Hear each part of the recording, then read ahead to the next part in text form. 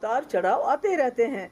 और मैंने कहा ना पहले कि मुझे खुशी है कि यहाँ पर मैंडेट बटा हुआ नहीं मिला, नहीं तो हमारे लिए जम्मू कश्मीर के लोगों के लिए बहुत मुश्किलात हो जाते, बहुत तोड़ फोड़ होती और ऐसी सरकार हमारे ऊपर मुसल्लत होती जो जम्मू कश्मीर के लोग चाहते भी नहीं। मैम, क्या आपका जो आपने बताया था कश्मीर प्रॉब्लम, क्या वो लोगों को समझ नहीं आया? नहीं, समझ सब कुछ आ गया, लोगों को पता है किससे क्या काम लेना है। तो आपको वोट नहीं हुआ फिर? That is very wrong on their part. वही तो मैं कह रही हूँ कि जम्मू कश्मीर के बिलखुसूस कश्मीर के लोगों ने बहुत अक्लमंदी से काम लिया है। अब सोच लिया अगर ये मैंडेट फ्रैक्चर्ड होता तो वो 5 मेंबर्स कितने रेलिवेंट हो जाते, और जो सरकार लोगों ने चुनी वो सरकार बनती ही नहीं, बल्कि वो सरकार बनती जो बीजेपी चाहती। तो ये तो बड़ा बुरा है जो एलजी ने किया है कि नॉमिनेट की, ये नहीं करना चाहिए।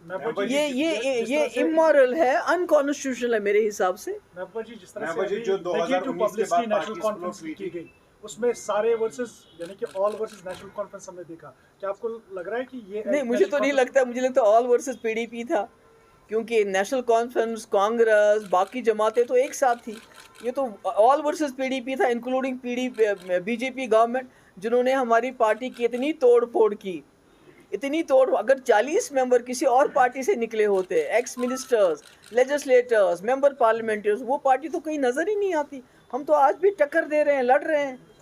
अब 4 सीटों पर अभी आगे है, तो क्या जाना चाहेंगे नेशनल कॉन्फ्रेंस? नहीं, देखिए, मैं तो अजीब बात करते हो आप, बेगानी शादी में अब्दुल्ला दीवाना, why we should say that. तभी तो मैंने कल इंतजा ने इसीलिए ट्वीट किया बिकॉज हमारे लोग वैसे ही कह रहे थे, जबकि मुझे मालूम था कि एनसी और कांग्रेस की अपनी इतनी सीटें आएंगी, उनको बाहर की किसी की सपोर्ट की जरूरत नहीं है। We will play the role of an constructive opposition. जो लोगों के मुद्दे हैं वो तो इलेक्शन के साथ खत्म नहीं होते हैं। मैम, जिस तरह से जो और कि लोग जो हैं सरकार चुनेंगे, अपोजिशन नहीं चुनेंगे। मैम, क्या आपका चुनाव ना लड़ा जाना भी एक फैक्टर मानते हो? नहीं, मेरा चुनाव को बीच में मत लाइए। मेरा चुनाव तो मैंने बोल दिया है कि मैं एक बहुत पावरफुल चीफ मिनिस्टर रही हूँ, जिसने बीजेपी के 2 मिनिस्टरों को ड्रॉप कर दिया। ऐसे ये तो कोई कर नहीं सकता है। मुझे बताइए कंट्री में कहीं हुआ है ऐसा, जिसने 12,000 नौजवानों की एफआईआर वापस ली? तो इतना पावरफुल मिनिस्टर, इतने पावरफुल आपके पास इतने पावर्स होना कि आप हुर्रियत को लेटर लिखो कि आप बातचीत करो। तो आज आपको हर चीज़ के लिए, जैसे उमर साहब ने कहा, एलजी के दरवाजे पे जाना पड़े, तो मैं तो ऐसा नहीं कर सकती।